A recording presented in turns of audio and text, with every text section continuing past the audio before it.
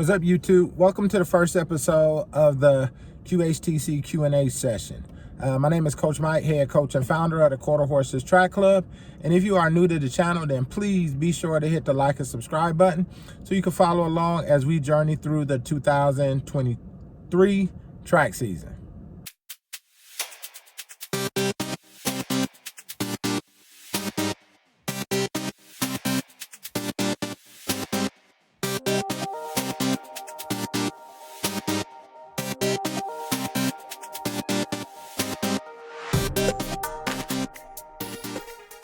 So for the Q&A sessions, what I do is I essentially take questions that come in via email, and I answer the questions on video.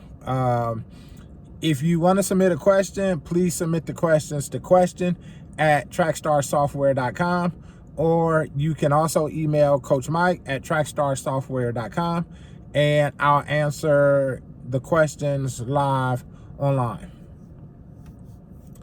So the first question from Joshua Allen, why do you only practice on grass? So first, what's up, Joshua? Thanks for sending in a question.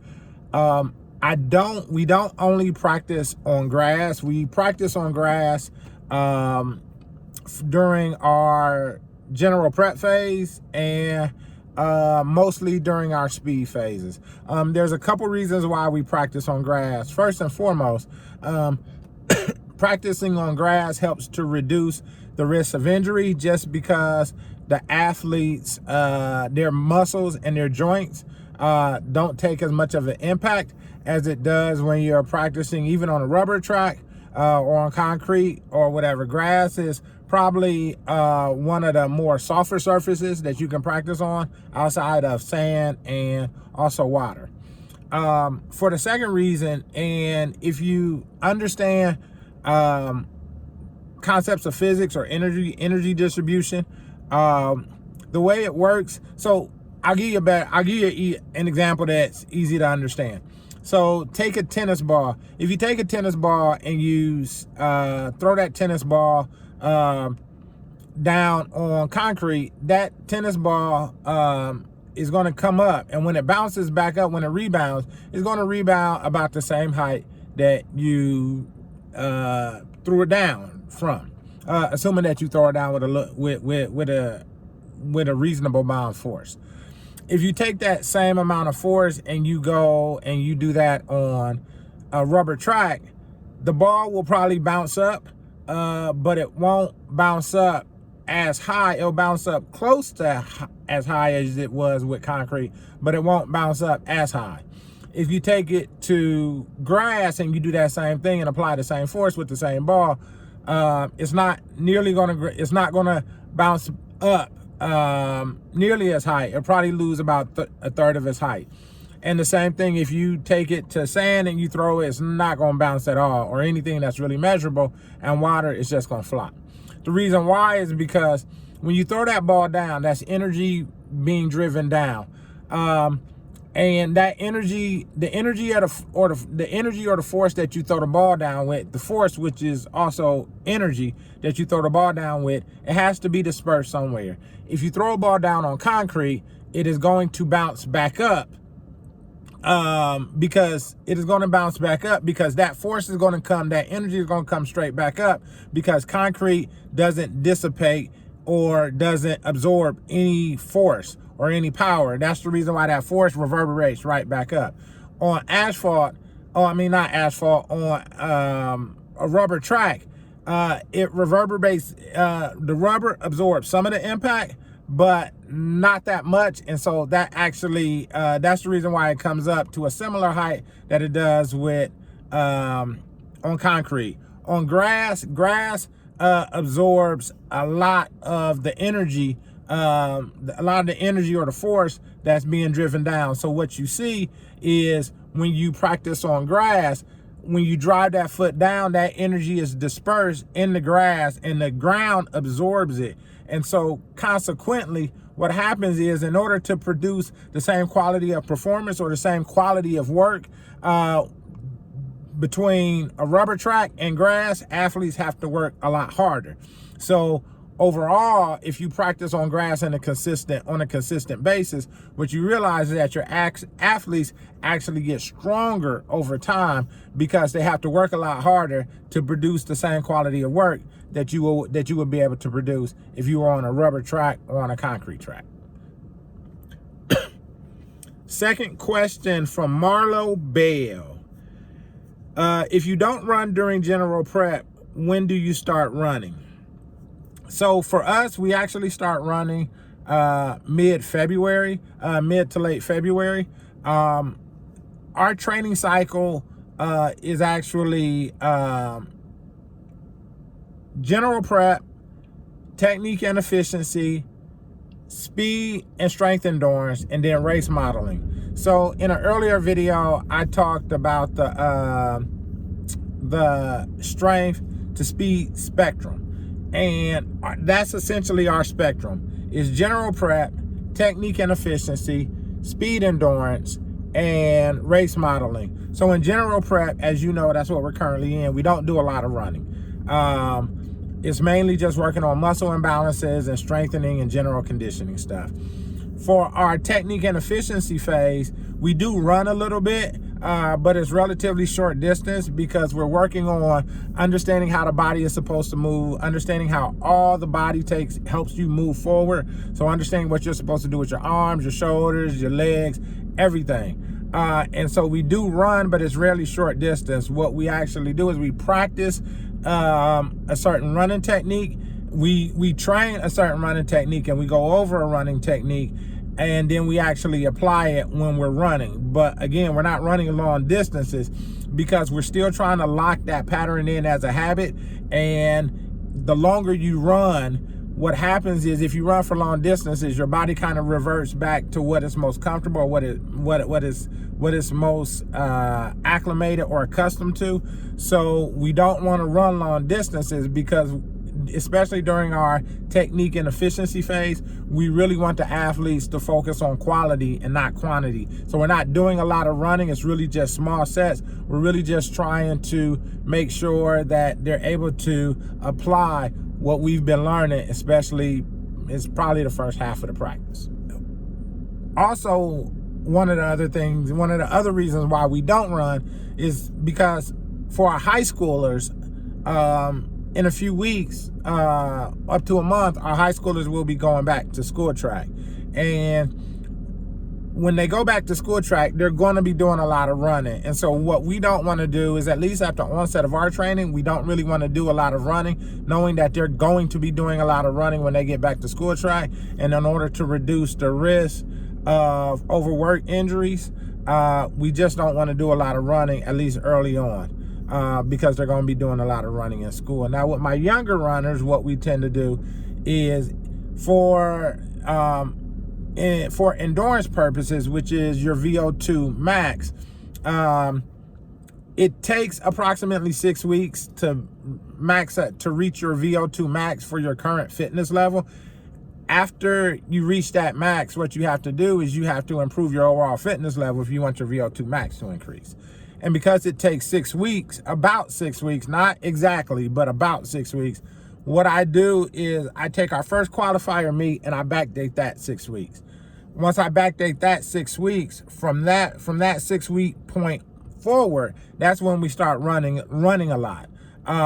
The idea is that we've already put our strength in place. We've corrected the muscle imbalances. We've put your speed in place. You're efficient. You understand how to run. And now we're going to prepare for competition. And we're going to backdate that 6 weeks from our first qualifier, because for us, that is our first major meet, is a qualifier. We don't necessarily care about the meets early May.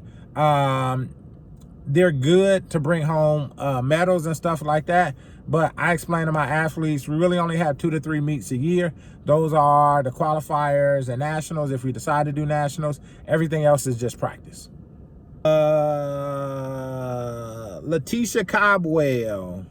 I think Letitia, if I screw that up, forgive me. She asks, in episode 5, you said you don't like mixing plyos and general strength training. Why? Plyos and any power movement is really taxing on the central nervous system. If you do a plyo or a power session, over, let's say 30, 40 minutes, you're going to fry the central nervous system, and it takes about 48 to 72 hours for that to recover. If you fry the central nervous system, your central nervous system is essentially your the highway that your body uses to pass messages to the different limbs in your body. And once you fry that, you have to give it time to recover. Once you do that, you really don't want to put the athletes under a large amount of load, because their body is just not moving optimally at that point, because even though they might not mentally be fatigued, their central nervous system is fatigued. And you don't want to run the risk of injury. Also, what you'll realize what happens is that their, the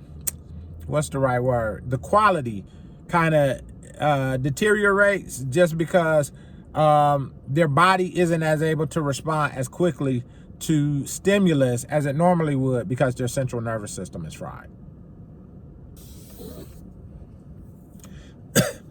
The next 2 questions were asked by Coach Brooks. I don't know if Coach Brooks is an AAU coach or a club coach. An AAU coach or a school coach, but these questions were kind of spicy. But I'm going to answer them anyway. So, how does your program work with school track, and what is your view of school coaches in general? I'm sure my parents right now are probably sliding their seats up and cut off all the music and cut off everything that's going on, because they want to hear my response to this. I'm going to answer the first part of the question first. What do I think about school coaches in general? Honestly, and this doesn't only apply to school coaches. Coaches in general, coaching is a profession just like any other profession. And just like any other profession, you have people who are very good at their job and people who are very bad at their job. Obviously, you have coaches who are very good at their job, coaches who are very bad at their job. This is Tuesday, the first Tuesday after the end of the NFL regular season. If you follow NFL, that Monday after the NFL regular season is called Black Monday, because a lot of people get fired. A lot of coaches who are not good at their job get fired. I'm a Cleveland Browns fan, and we just fired our defensive coordinator yesterday. So, with that being said, I don't separate school coaches and club coaches. I look at coaches in general, and there's some coaches who are very good at their job. There's some coaches who are very bad at their job. Truthfully, I know some school coaches who are very good school coaches, and I know some club coaches, and I know some school coaches who are very bad coaches. I also know some club coaches who are very good club coaches, and I also know some club coaches who are very bad club coaches. Truthfully, just to become a coach in Georgia, or I don't know what it's like in any other state, but I know in Georgia, all you gotta do is be able to pass a background check. So like the bar is like so low to become at least a club coach. And I think it's the same for a school coach, because I've kind of looked into it. But all you really got to do is be able to pass a background check. But it doesn't really require you to have substantial knowledge in order to be at least a track and field coach. And so it's not like the bar is super high. And so because the bar isn't super high, you're going to get coaches who aren't very good quality, but you're getting them in school track and also in club track. So it's kind of a wash. Now, how does my program work with school programs? To be honest with you, we really don't, unfortunately. The reason why is because I think there's a natural tension that exists between club coaches and school coaches. I'm not exactly sure why that tension exists, but it does. But what you realize is it's actually that tension is actually at the deficit of the athlete, because when a club coach and a school coach doesn't work together, that athlete is the only person that suffers. It's not the school coach and it's not the club coach. It's the athlete that suffers. So what I would recommend on both sides is we got to put our egos aside and we got to come to the table and work together in order to produce the best quality athletes across the board. But right now we're not doing it. So what do I do as a club coach? I identify what's the most common practice at the school level, and one of it is running, to be completely honest. And so, as I alluded to earlier, I don't run my athletes a lot early, too much early, because I know they're going to go to school and run, and I don't want to run the risk of injury. So to the school coaches who are like, your club, you run too much and you're doing this, stop. With the quarter horses, they don't run with me. I wait till they get to you to run on primarily. With me, we mainly do technique work, form work, and strength work. So stop. In general, to be honest with you, I really don't have a problem with school coaches. Truth be told, there's only one hurdle coach. I'm located in Henry County, and there's only one hurdle coach. There's only one school hurdle coach that I have a problem with. But for the most part, I don't have a problem with any of the other coaches. I think most other club coaches would also acknowledge that. I mean, in truth, most clubs are using the school, so we got to have some sort of relationship there. So I think the tension that exists between the clubs and the school, I think is a rivalry. It's like, what is that? The Clampets and the, I forgot. It's an old rivalry, but no one really knows how it started, but it just got created some way and it exists and it's here. But I don't think there's really any founding information that kind of justifies the way we feel towards one another. So I would say this, for both club coaches and both school coaches, put your egos aside, get to know the coach as an individual, get to work together as an individual, and let's build these kids up together as a team. Number 5, how do you feel about teams that recruit? This guy must be a club coach. He may be a new club coach too. How do you feel about coaches who recruit? I'm assuming he's saying club coaches who recruit. I'm going to be honest with you. I don't have a particular problem with coaches who recruit. Now, my problem is that when we call them coaches, we shouldn't call people who recruit who don't want to develop running. We shouldn't call them coaches. We should call them what they are, recruiters. If you only want to work with the best kids, or you only want to work with older kids, or you're like, I will never work with younger kids, I don't work with younger kids. If you think you don't have to cut your teeth with younger kids and you think you're able to just bypass that and get the best athletes, it is what it is. It is what it is. But I think it's unfair that you call yourself a coach, because by definition, and I think it's unfair that anybody refers to you as a coach. They should refer to you as a recruiter, because that's what you are. Because coaches, we find satisfaction in development. We find satisfaction in the journey. It's not getting a ready-made product and putting them on the track and being able to assign your name to it. Me personally, I'm old school. I never want to apply. I never want to take credit for another man's work. I just don't want to do that. I want to develop my own athletes. Now, in trust, I get athletes who come from other teams, as we all do, but that's not necessarily recruiting. But if you're going out looking for the best athletes, trying to build this super team, you're not a coach, you're a recruiter. So let's just call it what it is. Now, personally, I don't have a problem with you outside of the title, because if you're able to recruit an athlete, that means that athlete is recruitable. It's like if your spouse steps out, somebody can say what they want, but if your spouse stepped out, that means your spouse made themselves available. That athlete made yourself recruitable. I would say this to the coach. We live in a world where relationships are very transactional. People say, hey, what can you do for me? Once you can no longer perform or produce, they're done with you.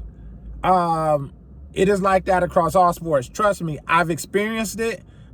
it sucks, but if you're in this game for any extended period of time, you understand that loyalty and commitment to a program is in short supply. Now, if an athlete leaves you, you also have to ask yourself, was it something with my program, the reason why they left? If the athlete is consistently doing well and performing well in your program and they leave you, there's nothing you can do. They're able to make their own minds up. But the one thing, you can't worry about it as long as you're doing the best you can do. Because again, loyalty is in short supply. Athletes and when athletes leave or athletes are with somebody, and the athletes are able to do it, it's a character flaw, but it's a character flaw that exists from the parents. It's not the athletes. So the parents have that character flaw and they passed it on to their children. But you can't control that. And so don't worry about it. Just keep moving, build your athletes up.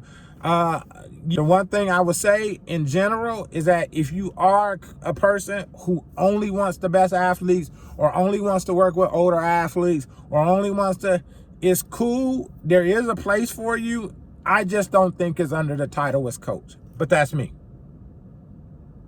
That's it. But again, that's it. Subscribe to the channel. If you got questions that you want me to answer, please email me at coachmike@trackstarsoftware.com or questions@trackstarsoftware.com, and I'll do my best to get those channels.